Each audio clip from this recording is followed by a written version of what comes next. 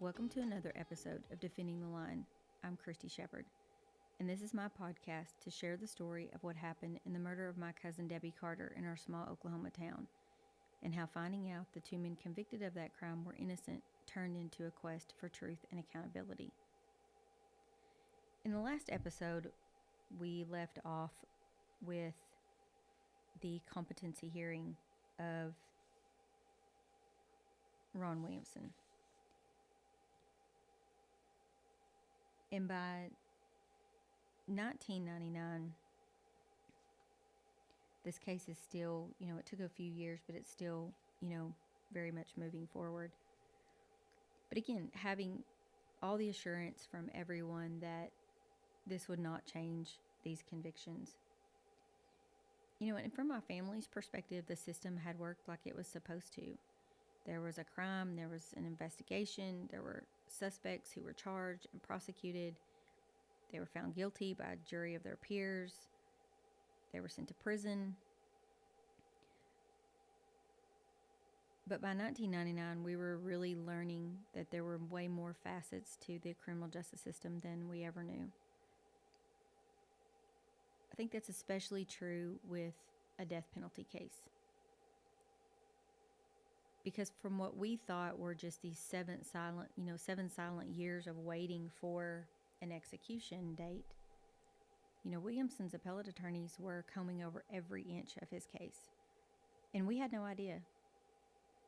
And we had certainly no idea of the complexity of the system and how a case moves from, direct appeal to post-conviction review to, just all the stages that it goes through. So it was in this habeas stage that Judge C had ordered Williamson a new trial, and then Judge C's decision had been upheld by the 10th Circuit. And so this process took, a couple of years. But inside, that 2 years, then there was all this DNA testing to be done. And by early February of 1999, Williamson's attorneys were asking that the case be dismissed. And again, we see that, the district attorney says that, this is premature and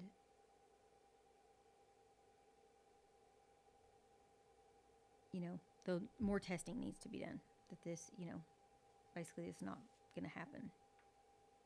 But just within a few, maybe weeks later, we get some of the first DNA testing back that the hair samples are, inconclusive. But it was also about this time that the article states that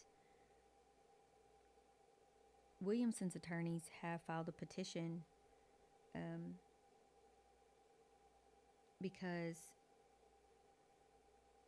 the testing on the bed sheets and the panties and the vaginal swab, the semen testing had come back. But the district attorney continues to say that that they don't have those results back, and it's still, they're sticking to their initial narrative. And I don't remember reading this back in 1999, and I don't know that I even noticed. But going back over the case, in this one article that was there toward the middle of February of 99, it says Peterson, who's the district attorney, said that there were several scenarios that would explain why samples taken from the crime scene did not match the two men. And one explanation is that Carter may have had consensual sex with another man before being murdered by Williamson and Fritz, or that a third man was involved.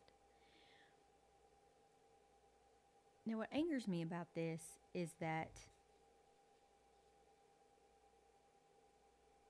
it seems to me there's this deliberate effort to continue to stick to their story. So much so that you would put it back on the victim. And I'm not saying that she wouldn't have had consensual sex, but he has to know that this is not true. In that they know that she was sexually assaulted. That whoever killed her sexually assaulted her. So whoever samples those are is also the person that killed her. So, again, every few days we're seeing something. There another week goes by and we're seeing, more articles.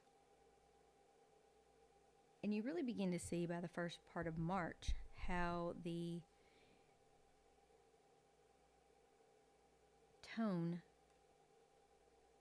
toward Williamson begins to change. That it's more of a, these tests could vindicate him. They could, show that he didn't kill her. But what I find interesting is that in an article that was written on March 1st of 99, it states that it talks about the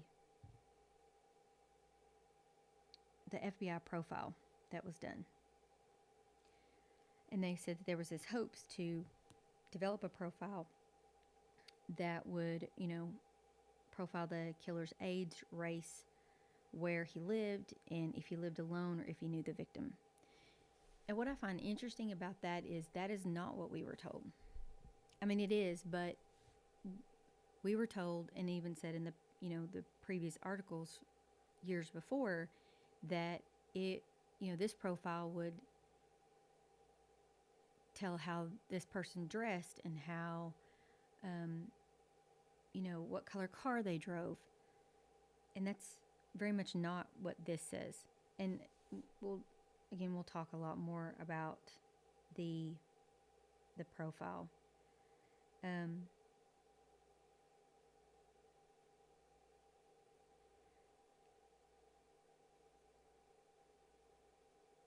But what about all the other evidence? Like what about all of the witnesses who testified and whatnot?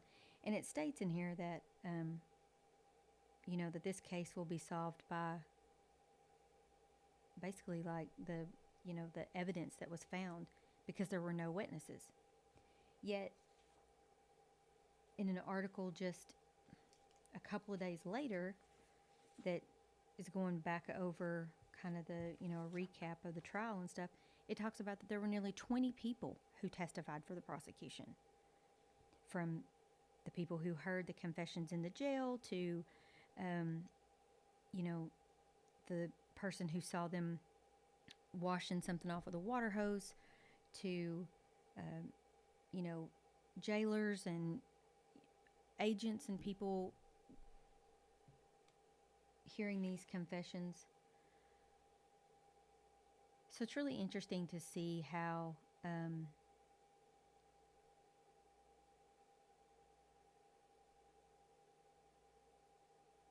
important it was to continue to then just only lean on these hairs and this these samples that later on we're going to hear a lot more about how, well, this testing wasn't available. Well, that's true. That testing wasn't available back in 1982, but there was a lot more to this case than just those hairs. And so we move on, like I said, just every few days there are more articles. By April the 11th, there is an article that comes out that says hair samples don't match. Williamson and Fritz could be set free this week. Now, this article here took a very different turn with my family. So at the time, Peppy was working out of town, and she had really not been privy to what was going on.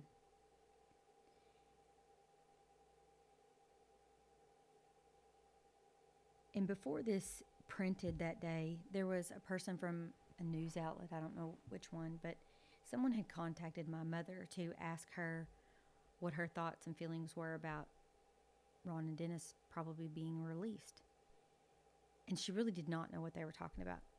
And she said, you can't print that. And he was like, lady, like, this has come over the Associated Press. Like, this is a big deal. And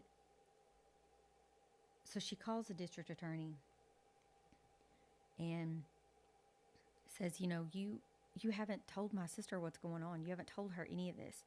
And he's like, well, I couldn't get a hold of her. And she's like, that's bullshit. Like, you know how to get a hold of me. This is ridiculous. Like, she has no idea that these guys could walk out of prison. And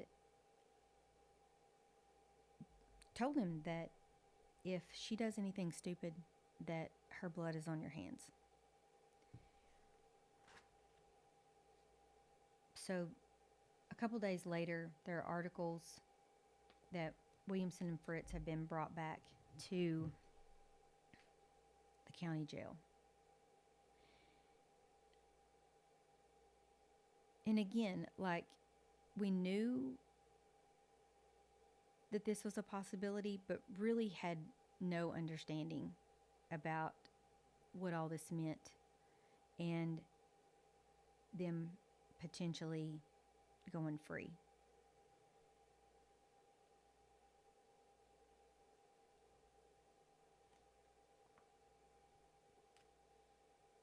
So we all show up at the courthouse on April the 15th. And when I say we all showed up, like, everybody came. And by now, I'm 25, 26. I was going to have a baby in a few months.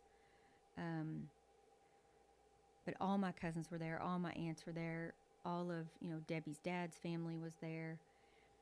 And I remember that morning driving to the courthouse.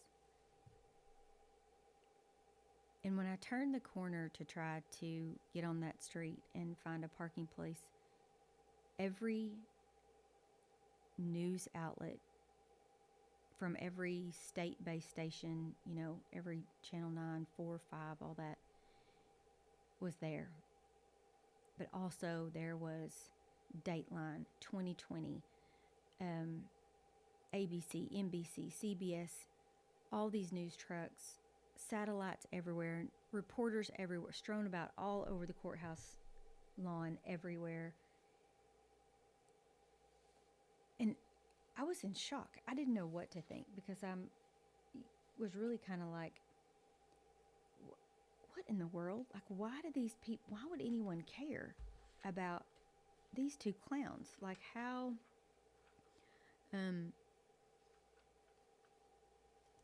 why is this a big deal? Why are they, here in little Ada, Oklahoma? And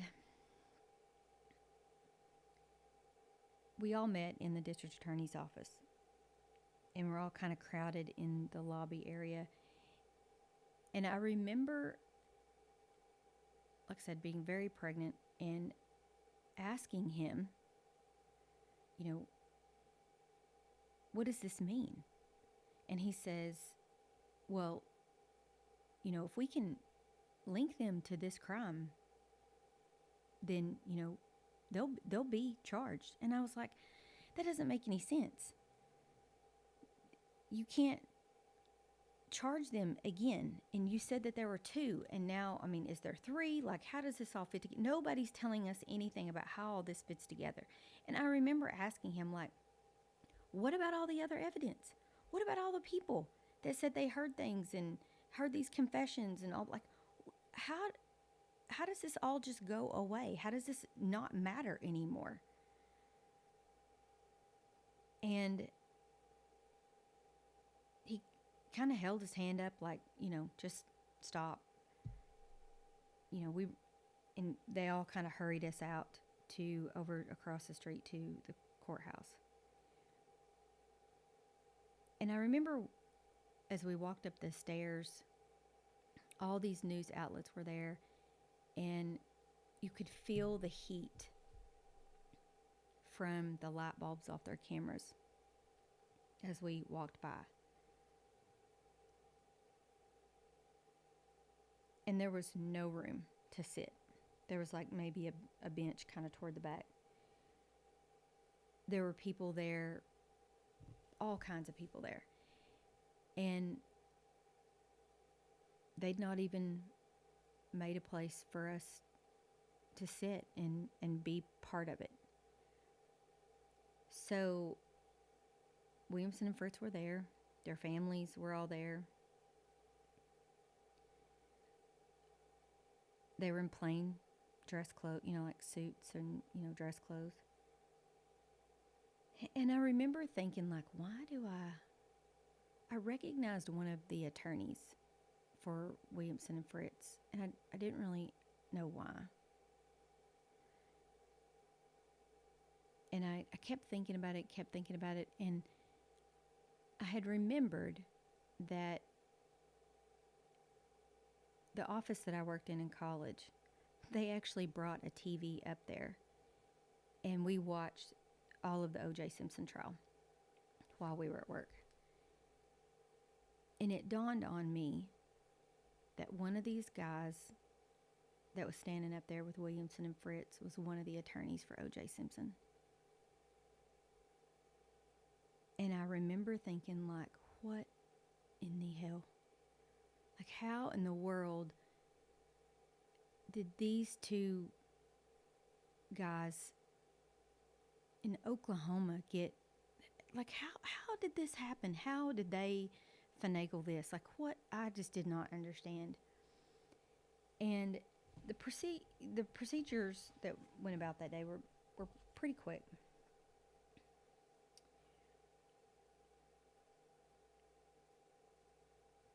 And what was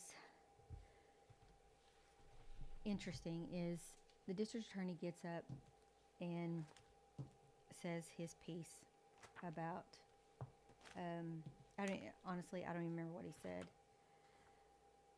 But let me find it. So what had happened, like I said, it happened pretty quick. But the district attorney goes on to explain how this stuff doesn't match them. And that he's requesting, I guess, that they, that the judge release them. Again, I don't really remember what he said.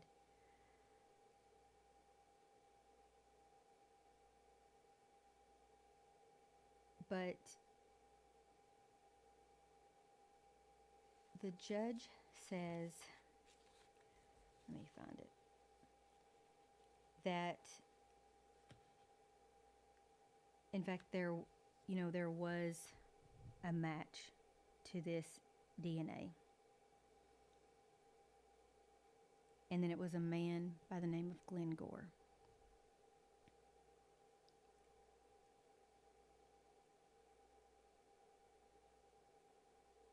And when I tell you, like, I did not know what any of this meant. I didn't know who this guy was. I didn't understand. And I remember asking one of my cousins, like, who is that? And she said, he went to high school with Debbie. Like, he's the one that saw Williamson there that night at the bar bothering Debbie.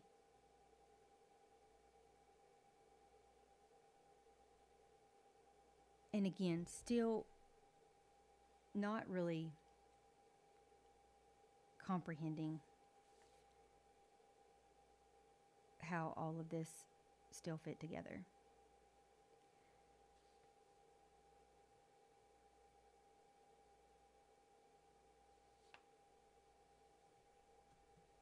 so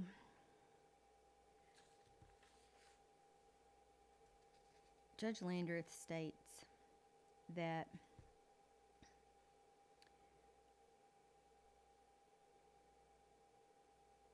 he's letting them go.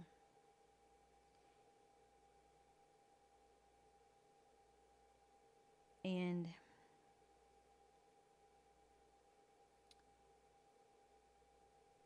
he said something about, we can't forget Debbie Carter either.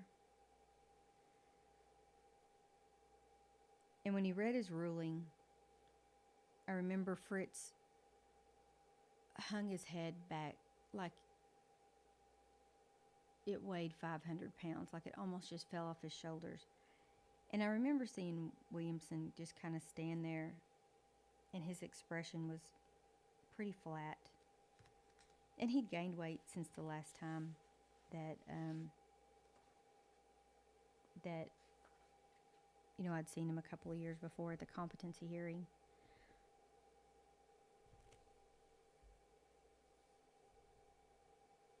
But they were so relieved, and their families were so relieved, and we were just dumbfounded. And I found what Judge Landers, he had added that we cannot replace the 12 years. So this is what Judge Landers says.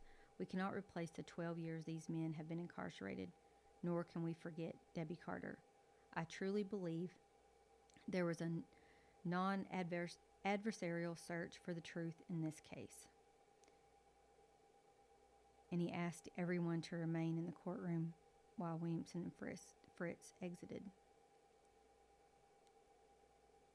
And we watched them walk away.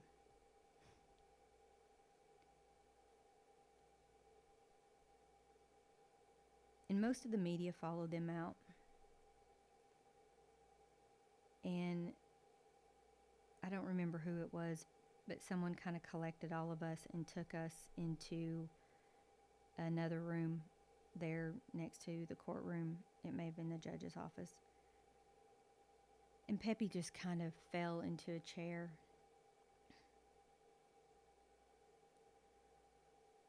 And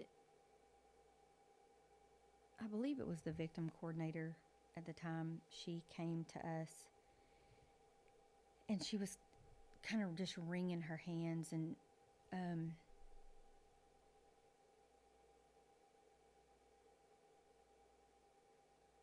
there's something she needed to say. And she says,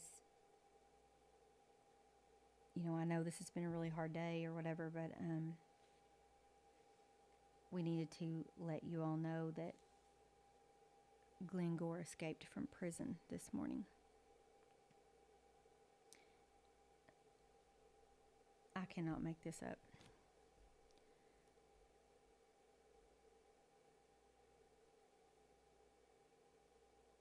I did not know what to think. I mean, it almost seemed like a joke. It almost seemed like it had to be a joke. That after everything that had happened, everything that day had happened, that the guy that now matches the DNA has escaped from prison. Up until that moment, I didn't even know he was in prison. I didn't know how I didn't know anything. None of us did.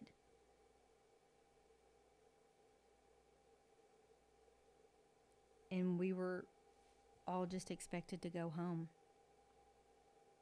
like it was any other day. And so, Peppy would go home and retreat back to her house. And there were several articles that would follow those several days about, Williamson and Fritz and their freedom.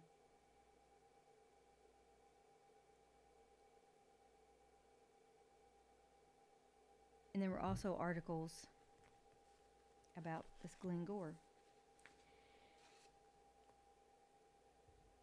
So the very next day, the headline above the fold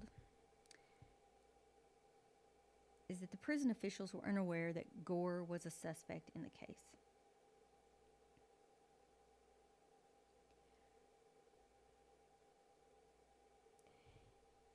So what we found out by reading the article, because no one told us anything, was that it had been explained that he was in prison, that this Gore was in prison, for kidnapping his ex-wife and her 4-year-old daughter. And he'd used this little girl as a human shield to shoot at the police. And says Gore was reportedly upset over a 7-year suspended sentence he received for assault and battery with a dangerous weapon and 2 counts of first-degree burglary involving his ex-wife as a victim.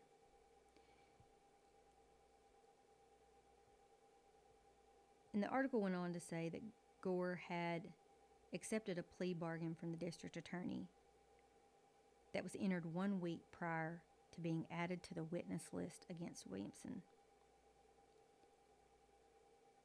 It also stated in this article that in addition to a man by the name of Tommy Glover, who saw Glenn Gore with Debbie outside the coach lot the night that she was murdered. And that Glover also told a co-worker that he saw Gore shove Debbie at the end of what looked like an argument. And that testimony was never heard. I went over this article and read it line by line over and over again. Because again, not having any comprehension, not understanding how any of this fit together.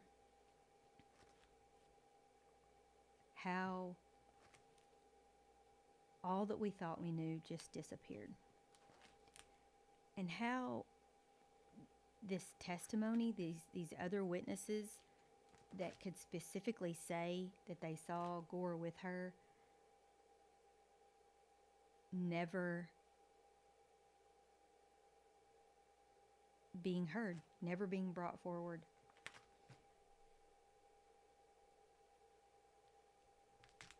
So the next day or so, again, more articles about Glenn Gore.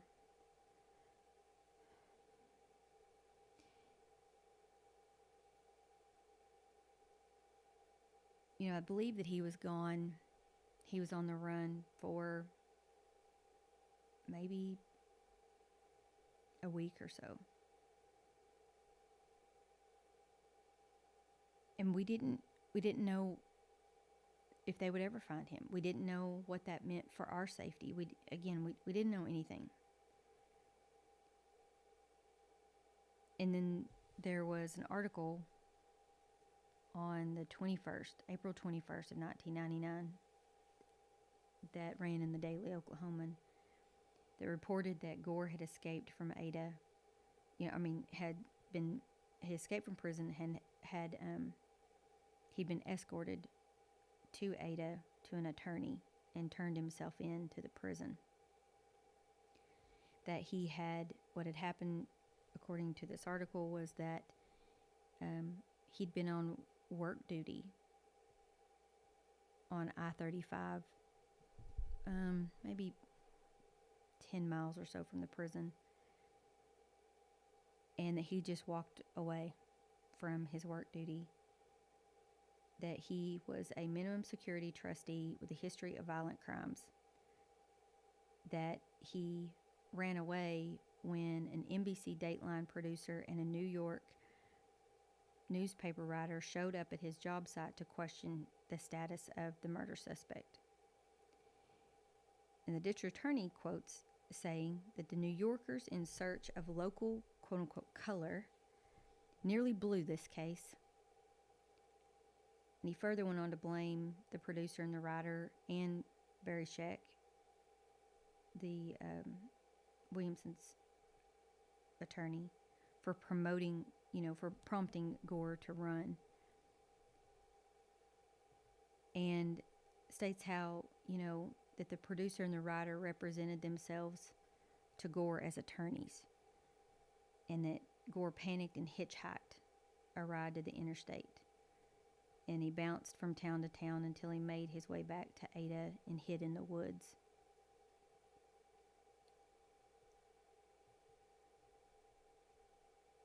But it would be years before my family would learn that most of that tall tale was bullshit.